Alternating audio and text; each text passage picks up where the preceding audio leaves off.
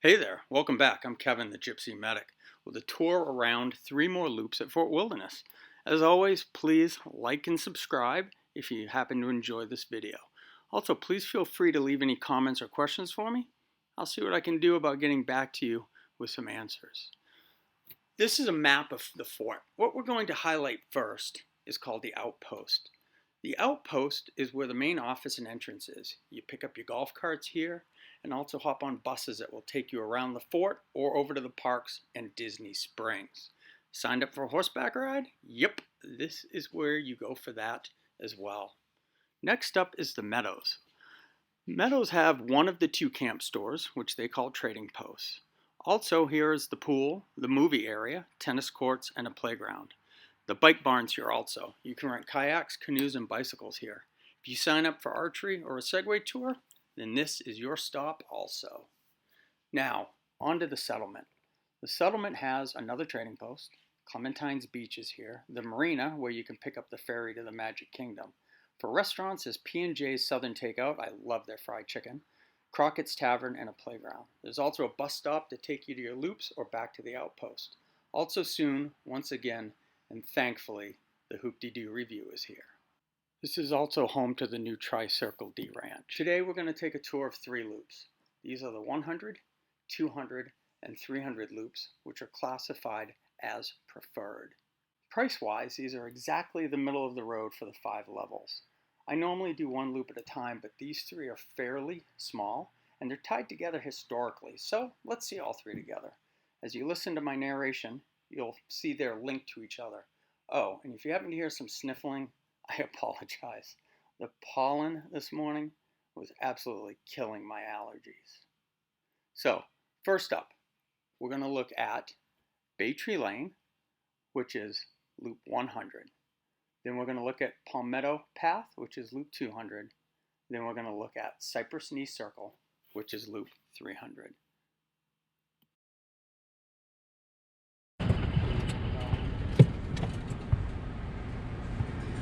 Bay Tree Lane, the 100s. This site right in front of us, which is 102, with the motorhome and the tents and the easy up and the trailer. It's the first place we ever camped here. We were in a tent. Our kids were little. They're like 3 and 5. And that's the first time we were ever here. Hello. We'll take a look at a couple of these in the 100 loop. Site 106, again surrounded by foliage. This is a nice long one. You could put a lawn camper in this one, no problem. And even the angle getting in wouldn't be too bad. So that site 102 that we were in, the first night we were here, it was a Saturday night because I remember waking up Sunday morning at 5:30, listening to a bulldozer right beside my head. I thought, why are they doing construction on my site at this time of the morning? I unzipped my window on my tent and I looked out and I was eyeball to eyeball with an armadillo. Pretty cool. So 108 in front of us, same size, nice and long. Lots of privacy, super easy to get a long one in there. On the other side of this Palazzo motorhome, you'll see a pedestrian and carriage rides only, no golf carts. So the carriages can come through here, the horse carriages. You can go through there on foot, bicycle, but you can't take a cart down there. And that, I'm going to show you, goes right to the settlement. That's the settlement right there.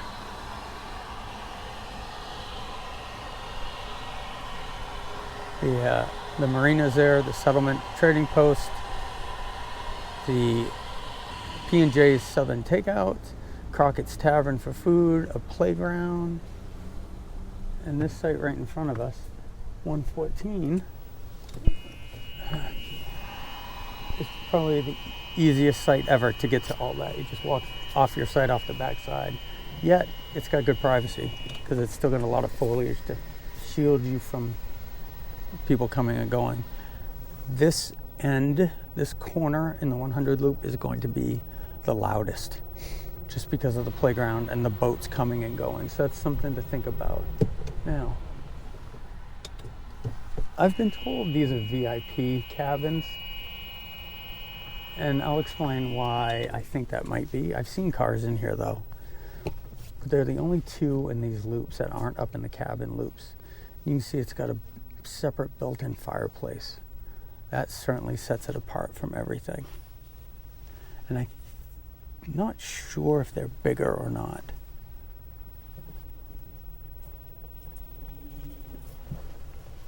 But, so 2 cabins in the 100 loop. I don't know how you get them, other than just random draw. Take my windbreaker off. Windbreaker. It's March 20th. What do you get a windbreaker on, Kev? Well, it's like when I left the camper half an hour ago, it was 68 degrees and windy. And so what you run into is it's more humid here, certainly, than home right now. And so it's a little kind of dampish, and the wind and the 68 degrees makes it feel fairly chilly. Not cold, but kind of chilly. And then riding around in the golf cart, I figured I was going to get a little bit chillier, but I got really warm just now. So we'll take the wind shirt off. So site 126, take a peek at that one. This one's open, there's no shade here really. I mean, it's got good privacy shrubs, but as you can see, the sun's pounding down on it. So here in a couple of days, when it's back up in the 90s, that might be kind of a warmish site, as opposed to all the big trees over here. And you look at 124, again, great privacy, nice, super long site. You could get anything you wanted into this site. And it's a heartbeat away from the bus stop. They'll take you up front, so you can catch all the buses to the various parks, to Disney Springs, or you could walk 5 minutes down to the, maybe not even 5 minutes, once you're there, you could walk about 2 or 3 minutes down to the boat and head over to the Magic Kingdom from here. So again, this was Bay Tree Lane, the 100 sites. Small loop, only 27 campers, 27 sites.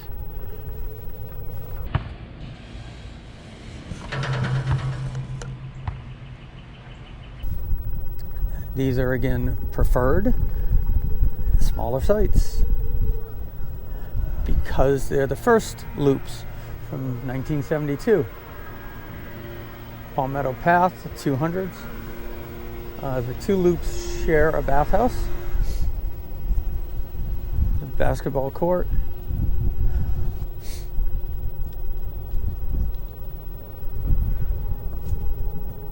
hello. So smaller because they were made in 72, the first loops open. And so the campers were a lot smaller then. So let's take a look at a couple of them. We've got 3 in a row open right now. Lovely privacy here. Lots of bushes in between, lots of bushes behind. It's a full hookup site. Gravel pad in back, you could put a tent if you wanted. I see a lot of tents in these sites. And this would be a very easy one to get a bigger camper into. This is site 204. Because you could just turn this corner and back straight in. Now that is a big rig. It's a 5th wheel that extends all the way out almost from the back to the front, towed by a tractor trailer truck. I can't believe they haven't asked him to park somewhere else. I'm partway on the gravel and they left me a note saying I needed to move my truck. It's 205. Same thing, lots of privacy.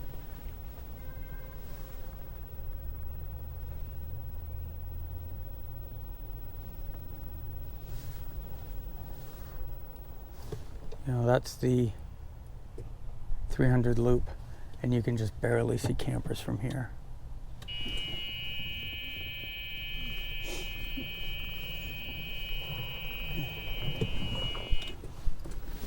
Nice privacy between sites.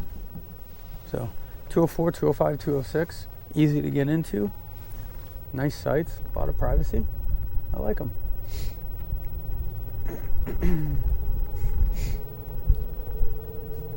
You know, I think of these preferred loops personally.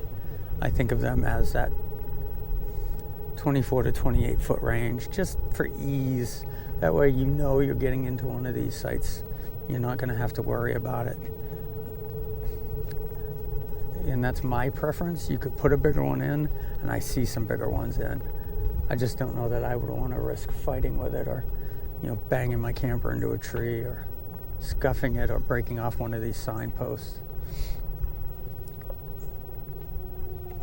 221, little open there, but you're not looking at it if you're in the site. And look at the privacy right there. That is fantastic.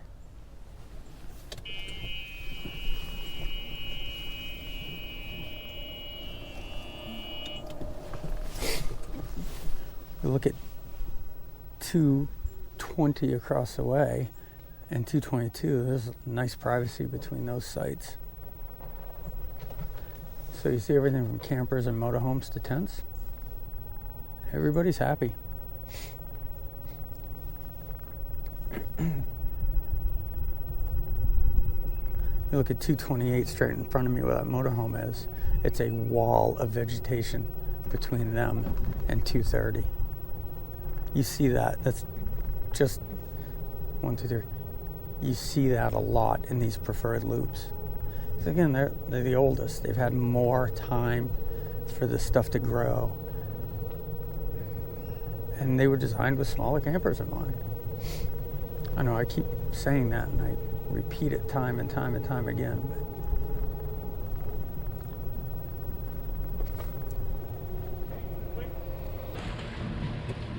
Let's go in here to 300 Cypress Knee Circle. So this is one of the so-called preferred loops because it's one of the originals, and they were closer to the beach and the marina. So I've said this with the others when I talk about 1 and 200. These are smaller sites because these 1, 2, and 300 were the first 3 loops that they made back in 1972. And so if you think about campers in 1972, they were a lot smaller than what we have now. So here's one, Site 310. These do have septic, so they have electric, water, septic. You can see this one. I'm not a big fan of this site because it's right against that camper. This is probably the ugliest site in here as far as that goes. They're just backed up to each other weird. Typically they have, again, these are the oldest sites, they have a lot of bushes and shrubs and trees for privacy in between them. They are smaller than the premiums, and a lot of them are smaller than the full hookups because, again, they were just smaller campers back then.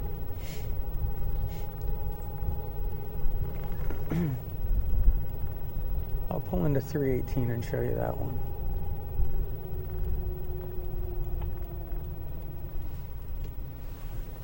So you can see lots of nice foliage, and then out behind it is more open space. This goes out to the grass area and the canal. I'll go out there and get turned around. Oh, firewood.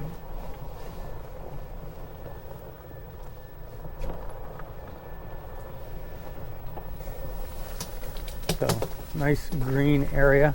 You could set up tent, easy up. Just sit out here and enjoy the nice weather. You can fish all along this. And then you can see down here towards the dam, which for a little while was the only place you could fish here. The big building you can see on the right is the Bat House. And back in we go. And I think I'm going to pick up that wood for my campfire.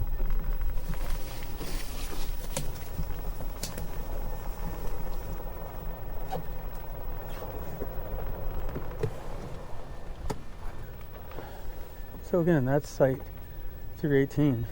It's a nice site. If you look at this angle though, this would be a nightmare to get a big camper in. You know, these, I think of 1, 2, and 300s as being like that 24 to 28 foot camper, just because of the size. You know, you should have no problems getting one of those in here. Hello. You know, back then they were an occasional pickup truck and station wagons towing 24-foot campers and pop-ups. This is a backside of the 300 loop where everybody knows to go fishing. Fine, how are you? Any luck? No. Ah, too bad.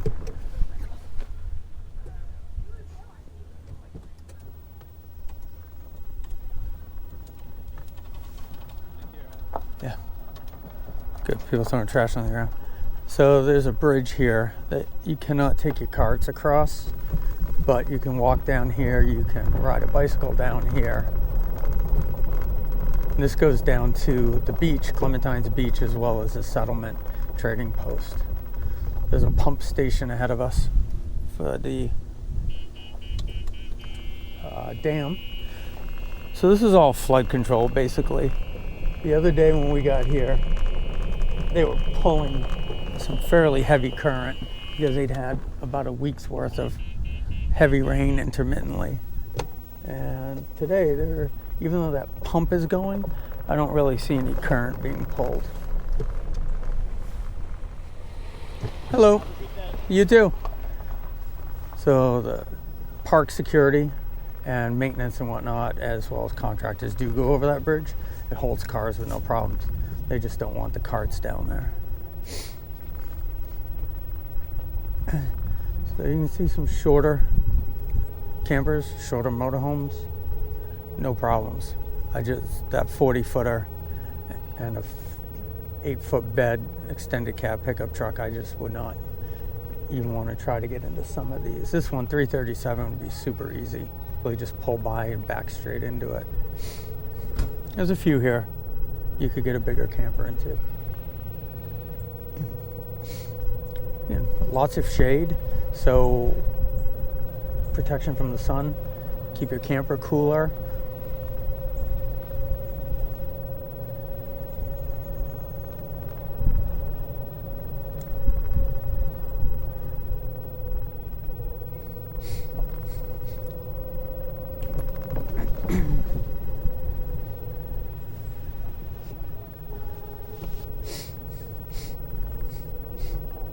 And back up to the exit. Basketball hoop.